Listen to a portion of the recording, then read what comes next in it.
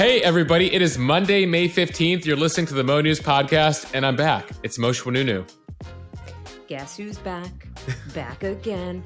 Moshe, we missed you. I am Jill Wagner. This is the place where we bring you just the facts. And Jill, as of the last time I was here, this is the place where we try to read all the news and read between the lines so you don't have to. I assume that's still the case?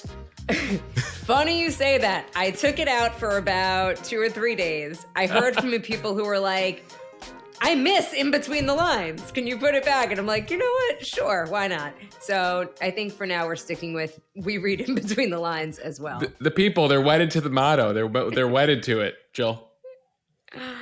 Moshe, it is so great to have you back, and your trip looked absolutely incredible. Jill, it was a really emotional, powerful trip. I had the opportunity to follow a group of migrants, 111 Ethiopian Jews immigrating to Israel, dealing with adversity, discrimination in Ethiopia, and follow them as they reunite with family members in Israel. It just so happened as I was arriving there, that's when the conflict was heating up again between Israel and the Palestinians in the Gaza Strip. So also documented a bit of that, which I did a bit of on Friday's podcast. For those curious and looking to learn more about my journey, we posted a bit of it on the Instagram feed, on the Mo News Instagram feed on Sunday. So be sure to check that out. We'll have more on a future podcast as well. And I will say this, being able to up close, in person, document the journey of those making immigration was really eye-opening. And I mentioned this on the Instagram feed, Jill. Took me back in a time machine as the son of a Moroccan immigrant who did that journey in the 1960s, and the grandson on the other side of a German immigrant who made that journey in the 1930s. Being able to see that in person was really powerful, really emotional. And one of those stories, Jill, and I know you've probably dealt with this in the past before, where it was hard to separate yourself from the story. Absolutely. There's some stories that just kind of get under your skin, and I totally get it. Well, Moshe, thank you for taking us along on that journey. Really incredible stuff. And we'll definitely be talking more about it here in the podcast. For now, though, we hope everybody had a great weekend, a really happy Mother's Day. Thanks for checking out our Mother's Day edition where we interviewed our moms. We got tons of really good feedback and really appreciate that. Yeah, that was a lot of fun, too, interviewing our moms. If you haven't heard that podcast, definitely check that out. I think it went up on the feed late last week, just as I was coming back. Jill, how was your Mother's Day? My Mother's Day, as I mentioned on our Mother's Day podcast, is I don't totally feel like it's about me. I still feel like it's about my mom and my mother-in-law. But we had a really great day. The weather was awesome. We hosted here. We had a ton of people over. No complaints. Lots of fun. Lots of family. That's what it's about. Am I a Hallmark card? What do you think? Did I sell it? Did I sell Mother's Day? Jill, you got 364 days till the next one. All right, Moshe, you missed a ton of news. I hope I made you proud with this podcast all week. Let's get to the headlines. We're going to check in on the first big test on the southern border this weekend following the removal of Title 42 and the state of immigration policy. North Carolina is the latest battleground when it comes to abortion. A Democratic governor is facing off against a Republican legislature. A major election in Turkey, President Erdogan facing a big test after nearly 20 years in power. And we're going to have an update from Israel, where Moshe, of course, just traveled back from. The challenge ahead for Elon Musk's new hand-picked Twitter CEO, the Florida man who broke the record for the most time spent underwater. And Moshe has on this day in history. We'll talk about two big icons today, Jill, Mickey Mouse and McDonald's. All right, let's start with the southern border. The U.S. was preparing for a, quote, tidal wave of illegal immigration this weekend after Title 42 officially expired late last week. For weeks, Republicans and even some Democrats were hammering the administration for not doing enough to prepare for that influx. Even President Biden himself warned of chaos with the expiration of Title 42, which was that public health law tied to the COVID pandemic that let the U.S. expel millions of migrants in the name of keeping COVID out of the country. Well, after weeks of anticipation, it has been quieter than expected, at least so far this weekend. U.S. Homeland Security Secretary Alejandro Mayorkas said Sunday that Border Patrol agents have seen a 50% drop in the number of migrants crossing the border since Thursday. The White House is arguing that reinstating criminal penalties for illegal entry is likely the biggest reason why.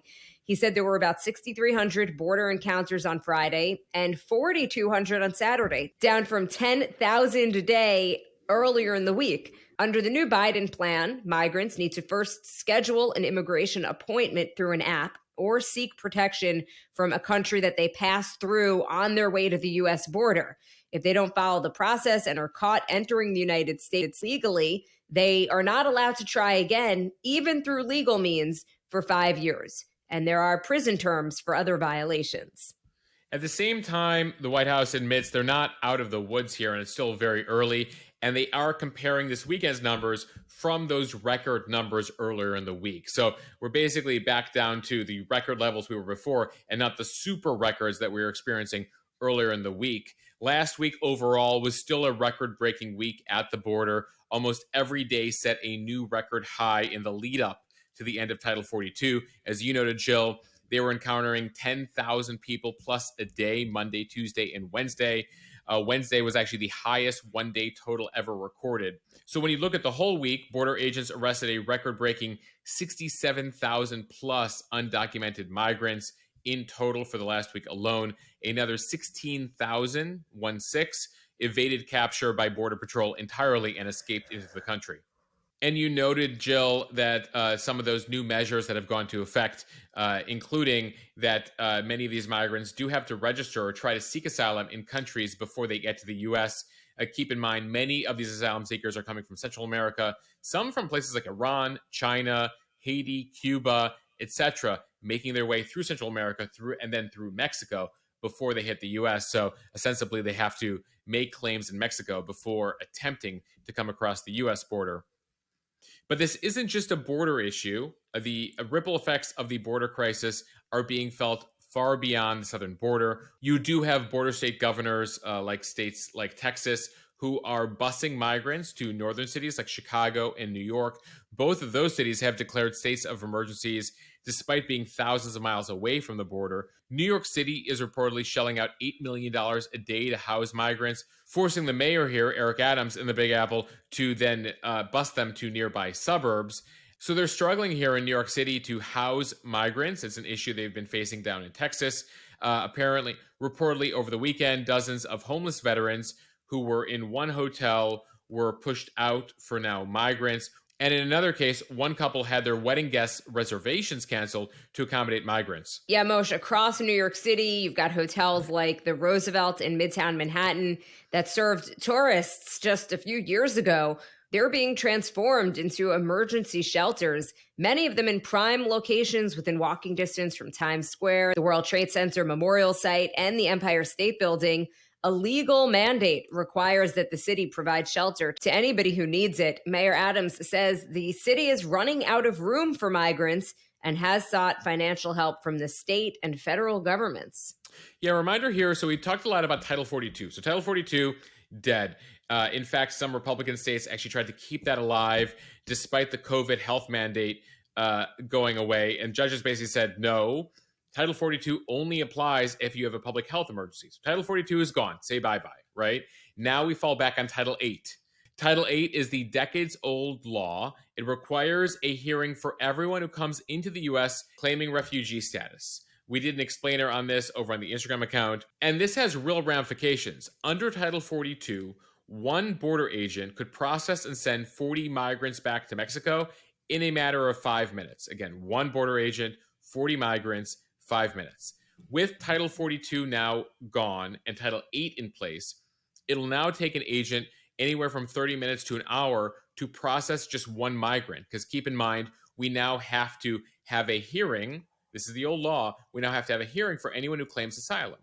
So in many cases, they will release families and any child that comes across without a parent into the country saying you have a hearing next year on this or in a few months. And there will be multiple hearings, and this process could take years. In the case of individuals, particularly single men who come across the border, the U.S. will either try to hold them or send them back across the border, or in some cases also release them within the country. But this is where the backup issue is happening. There were some court cases on this over the weekend. Under Title 8, the U.S. has to have a hearing for everybody. They can't just deport more than 2 million people like they did before. And so now that is leading to a crunch. And while they're not seeing the major surge they saw early last week of 10,000 a day, still we're talking about 6,000 people a day. They have to process each of these people or families, schedule hearings, and have a process rolling here. And in the meantime, like they're finding out in New York, they have to house these people. I was listening to a report, Moshe, and the journalist had spoken to a couple of migrants who had crossed the border and they were processed. Their date to come back to be in front of some type of judge or to get processed, etc., 2027. That's how backlogged we're talking about here. Jill, the country has not invested in the systems to be able to deal with this. And we are seeing such an influx of people, again, some with legitimate asylum claims, right? Some coming from countries, from situations in Central America, other countries where they have imminent risk. They cannot return. At the same time, we don't have the judges, the systems in place to deal with it. And unfortunately, that means that is falling on various localities and states to accommodate people. And it means that these people will not know their full immigration status here in the U.S. for years. All right, now to 2024 politics. Florida Governor Ron DeSantis has still not officially announced his bid for president, but it's looking like it could come any day now after a visit to Iowa this weekend. That's usually a sign, Moshe. When the governor of Florida spends the weekend in Iowa, Jill. On Saturday, DeSantis sought to weaken former President Trump's grip on the party with multiple appearances in the state. That included a trip to a barbecue restaurant in Des Moines, just minutes from where Trump was set to appear, but abruptly canceled because of anticipated severe weather.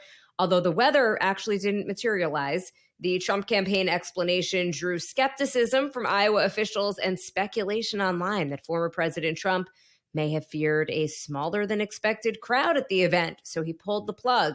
DeSantis avoided discussing Trump's legal entanglements and instead highlighted the GOP's recent string of electoral losses. The Republican Party has struggled in every national election since Trump's 2016 victory. DeSantis said, quote, "We must reject the culture of losing that has impacted our party in recent years. The time for excuses is over. If we get distracted, if we focus the election on the past or on other side issues, then I think the Democrats are going to beat us again." Yeah, that culture of losing, quote, we'll see if that's something he repeats over and over again. It's clear who he's talking about there, Jill, without saying it directly. Many Republicans have blamed Trump for ensuring their midterm losses in 2018, then losses in 2020, because of many of his candidates in 2022, his handpicked candidates. They were not able to retake the Senate, and they had lesser than expected results in the U.S. House. And so DeSantis here is doing a tricky dance without, overtly criticizing Trump, but still criticizing Trump while he continues to remain a candidate, not a candidate, but we know he's going to be a candidate, and he's doing this dance. The big question for DeSantis is whether he can repeat his political success in Florida, where he dominated this most recent midterm election. I mean, really remarkable win there for re-election as governor. Can he do that on a national stage? Well, there are some people who clearly believe that. He has earned some major endorsements in Iowa among Iowa Republicans. That includes the state Senate president there and the state House Majority Leader. And why is Iowa so important? Well, it is the first caucus state. It is the first indication that we will get early next year of where Republican voters are and whether they are fully behind former President Trump or whether other candidates can start to nip into his lead and potentially be the next Republican nominee. Establishing a foundation in the state early will be key.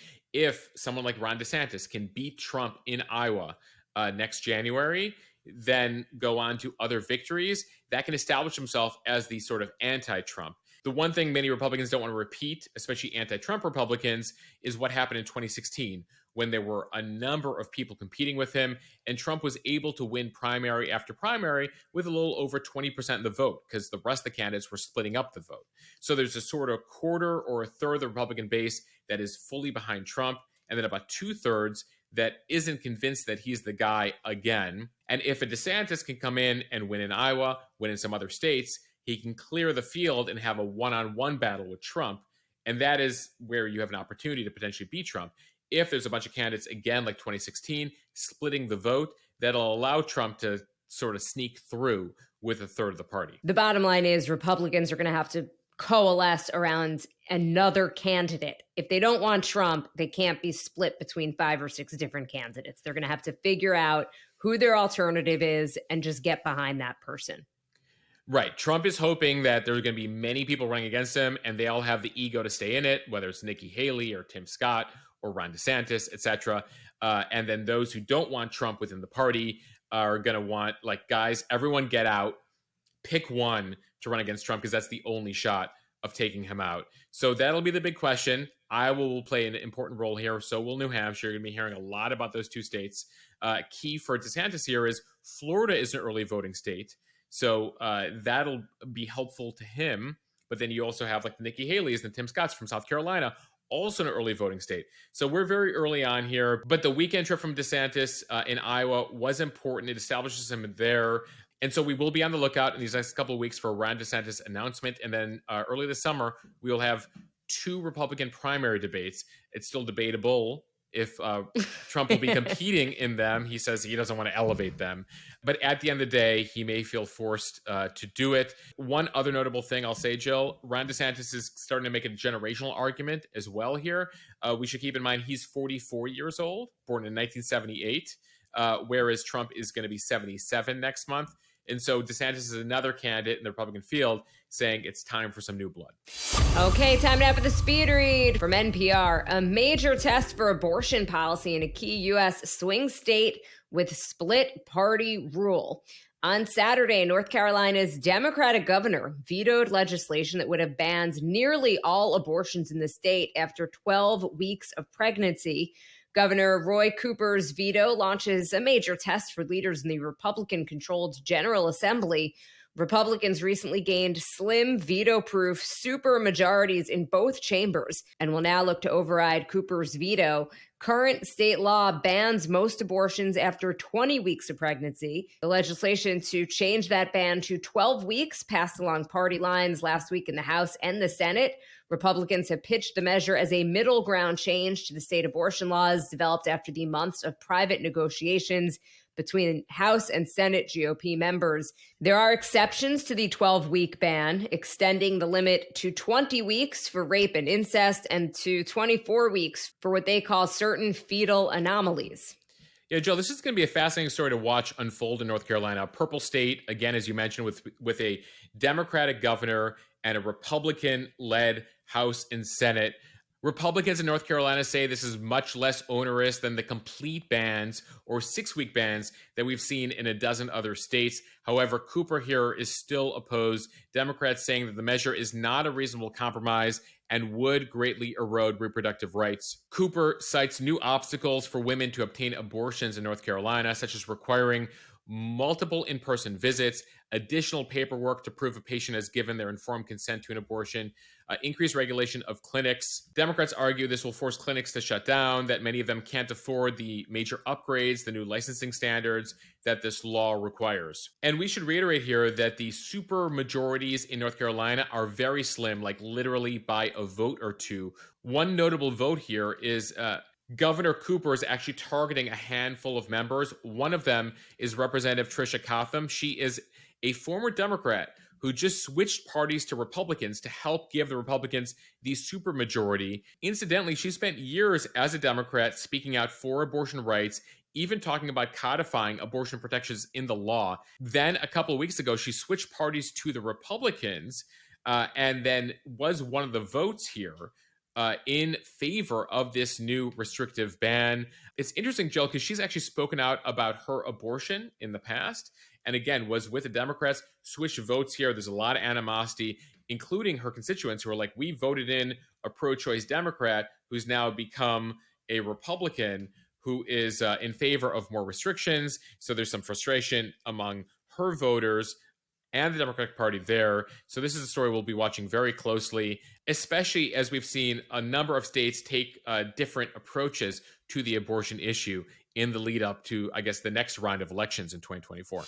President Tayyip Erdogan of Turkey is facing the greatest political challenge of his career after millions of people voted on Sunday in pivotal elections that could reshape the country's domestic and foreign policies. As the final votes are counted, it appeared early Monday morning in Turkey that Erdogan may not have clinched 50% of the vote, meaning he could face a runoff with challenger Kemal Kılıçdaroğlu.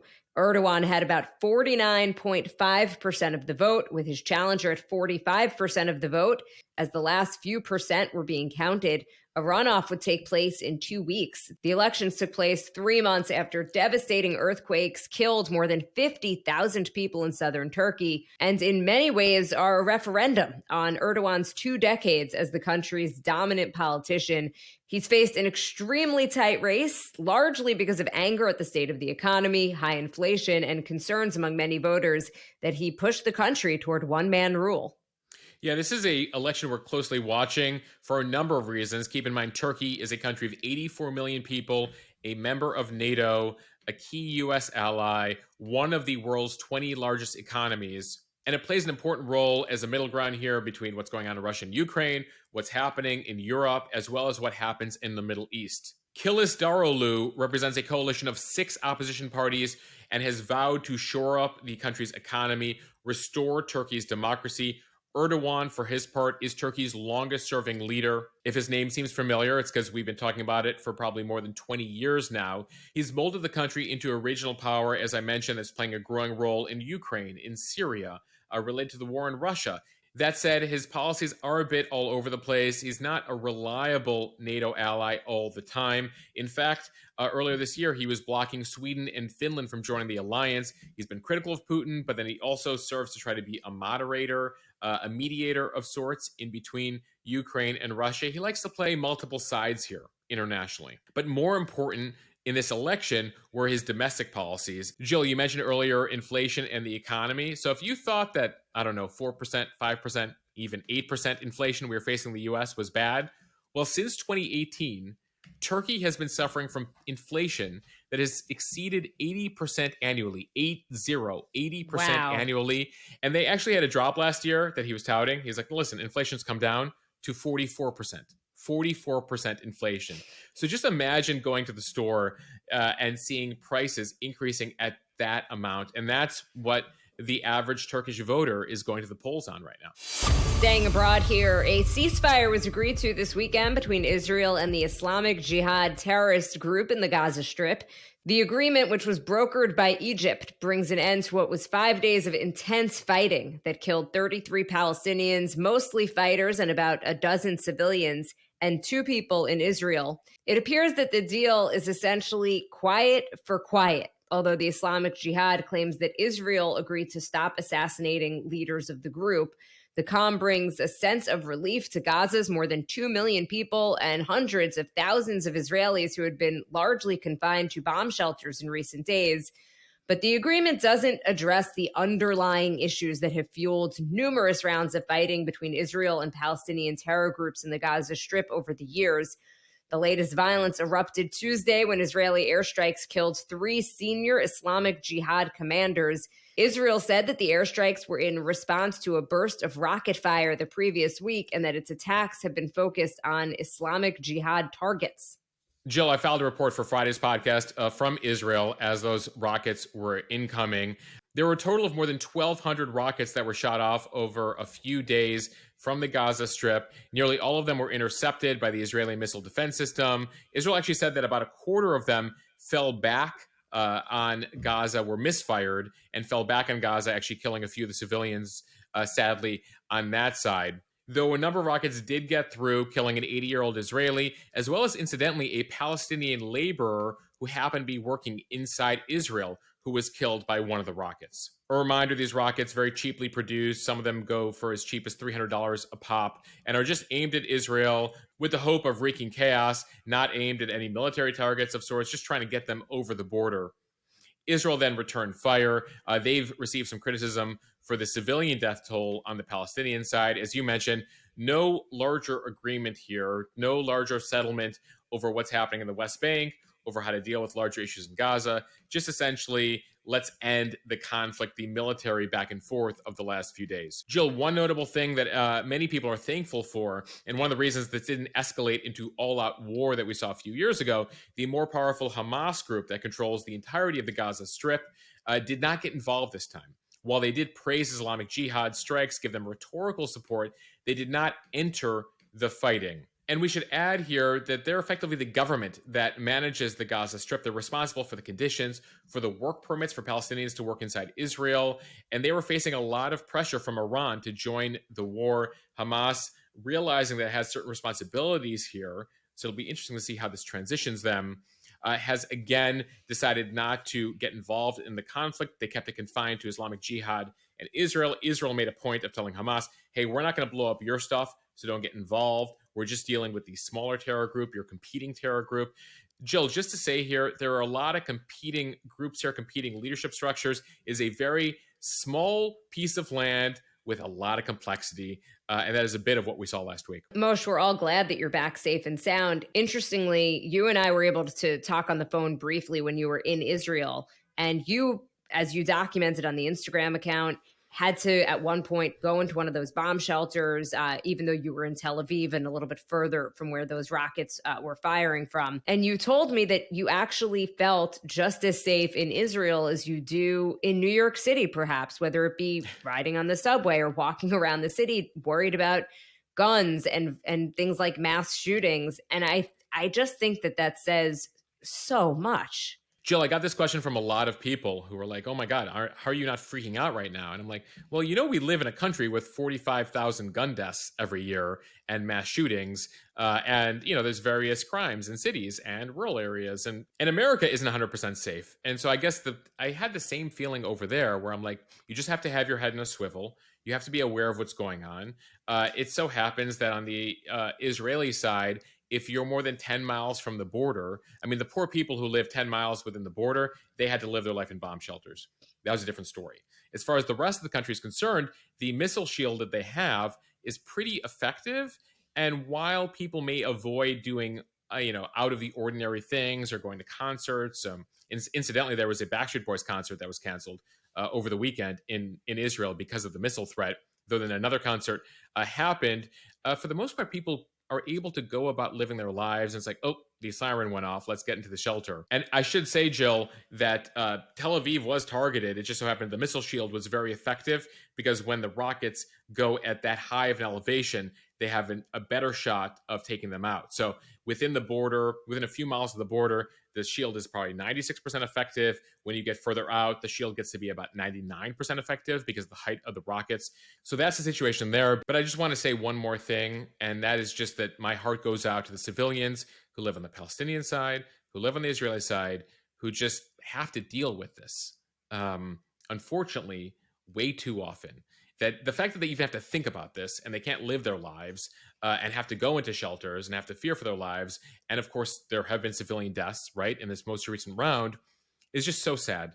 And, this has been a conflict that's gone on for decades. I mean, if you go back far enough, centuries, but let's go with the most recent decades. And they haven't come to a resolution. And that's why I thought it was important to note in this podcast.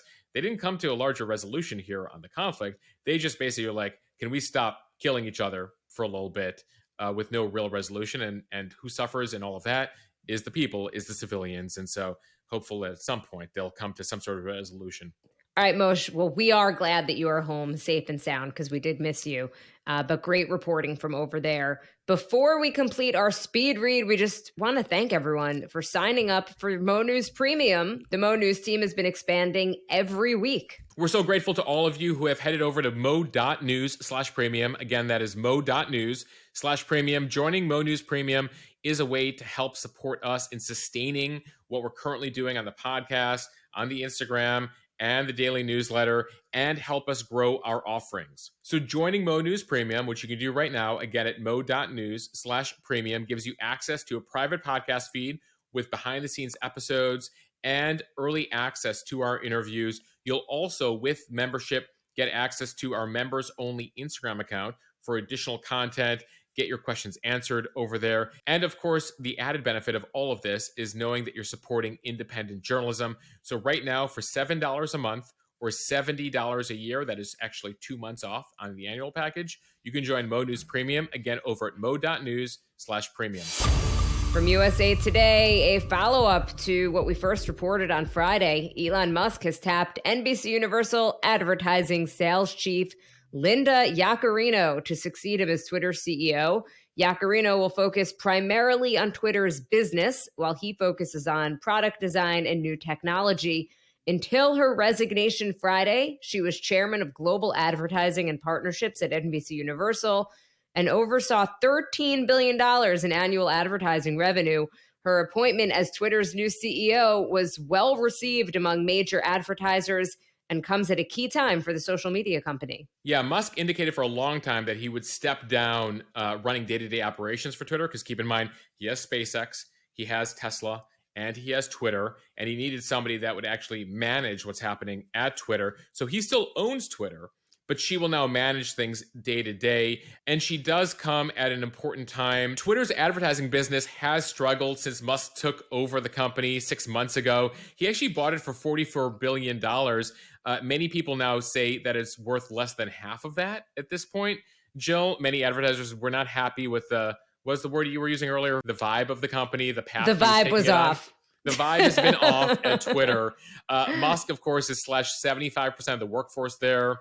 There have been some technical glitches, etc. Twitter is weighed down by $13 billion in debt that it took on to enable Musk to buy the company. So she does have a challenge ahead, but she's very well regarded. Yaccarino was instrumental in creating multiple revenue streams over at NBC, dealing with their Peacock streaming service.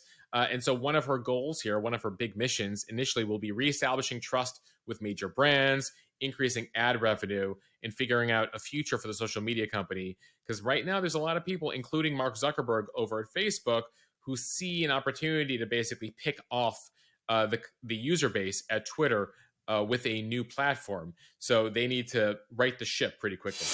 From CBS News, a Florida University professor broke the world record for the longest time living underwater this weekend, and he is not ending his subaquatic lifestyle just yet. Saturday was Joseph DeTore's 74th day living at Jules's Undersea Lodge. The previous world record, set by two other professors in 2014, was 73 days. DeTore plans to make it to 100 days underwater, taking him into early June. He tweeted on Sunday that, quote, "The curiosity for discovery has led me here. My goal from day one has been to inspire generations to come and learn how the human body functions in extreme environments."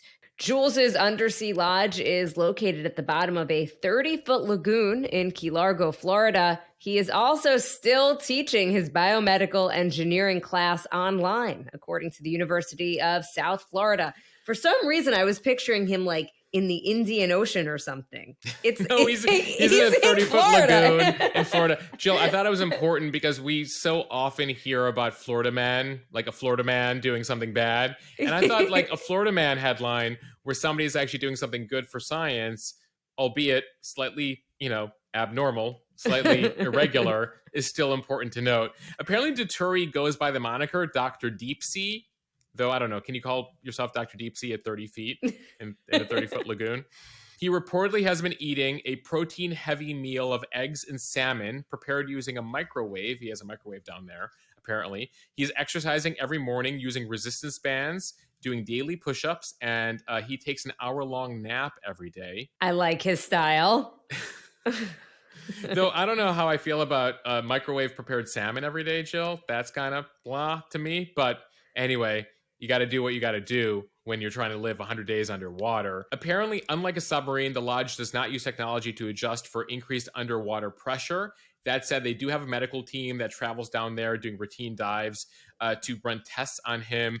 That includes psychological, medical tests, blood panels, ultrasounds, stem cell tests, electrocardiograms. They have a whole regimen they're putting him through to make sure that he is healthy. They also have a psychologist and psychiatrist documenting the mental impacts of living in an isolated, confined environment for a lengthy period of time. Apparently, visitors can also head down there to say hi. Right now, he does plan to resurface on June 9th, so he just has a little over 25 days or so left of this. Jill, he says he misses one thing the most. Care to take any guesses? I was going to say the sun. You're right. Oh, really? Look at that. Yes. It's not family. It's not friends. It's not eating non-microwave salmon. It's the sun. The darkness is getting to him. The artificial light is getting to him. I get that. Wow, I really feel like he and I are on the same page. Jill, he's taking visitors. So if you want to go visit Professor Deturi, a.k.a. Dr. Deep Sea, he'll be there for at least 3 more weeks. But kudos to him. I think what he's doing is really cool. And maybe he will inspire the next generation of scientists or deep sea divers, etc. Given the way climate change is going, we're all going to be Dr. Deep Sea in Florida sometime soon. Seriously. All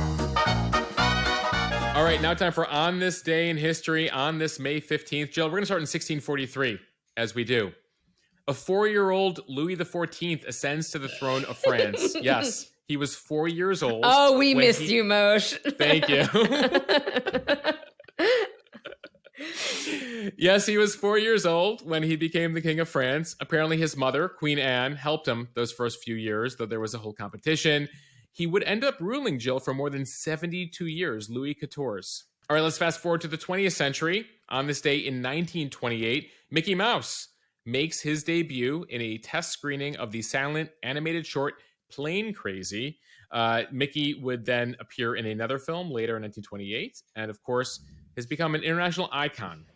Speaking of icons, or icons to be, on this day in 1940, the first ever McDonald's fast food restaurant opened up in San Bernardino, California. It was actually called McDonald's Barbecue. It was founded by 2 brothers, Richard and Maurice, McDonald. They were just focused on having a barbecue joint those first few years, but in 1948, they simplified the menu, settled on the name McDonald's, they dropped the barbecue there, and felt they could sell more, be more efficient with a very slimmed down menu. They would become a franchise in 1954, adopt the iconic golden arches. But at the end of the day, they did not seek to have this sort of international chain. They just wanted to have a small number of restaurants, do okay. It was Ray Kroc, and you may have seen documentaries on this or read books on this. Ray Kroc in 1961, just a few years later, buys the company for just under $3 million and would transform it into the international chain we know today. The Founder is a great movie about it with Michael Keaton. He plays Ray Kroc. If you're interested in this, I highly recommend. As is clear that, again, the bulk of my knowledge about pretty much everything comes from movies. And you, Moshe. And certain NBC series that came out in the 90s, Jill, which leads us to our next story. This week in 1998, 25 years ago, the series finale of Seinfeld aired. It was May 14th, 1998, final episode, one of the most viewed TV shows of all time. It ends, of course, with the cast being sentenced to spend a year in prison together, removed from society. And we found out in that episode, Moshe, that George cheated in the quote-unquote contest. If you've seen that episode, you know what I'm talking about. I would say spoiler alert, but I think there's now been like a statute of limitations. It's been 25 Jill, it's been years. 25 years. And Jill, one other cast we had to say goodbye to this week in history. 20 years ago, this week in 2003, Dawson's Creek series finale aired. A show that produced many stars: Joshua Jackson, Michelle Williams, Katie Holmes, Katie Cruz, now Katie Holmes again. And Jill, let's not forget James Van Der Beek, who would go on to a couple more network series after his time as Dawson, of course. Wait, Jill, I just discovered that Van Der Beek means from the creek. Did you know this?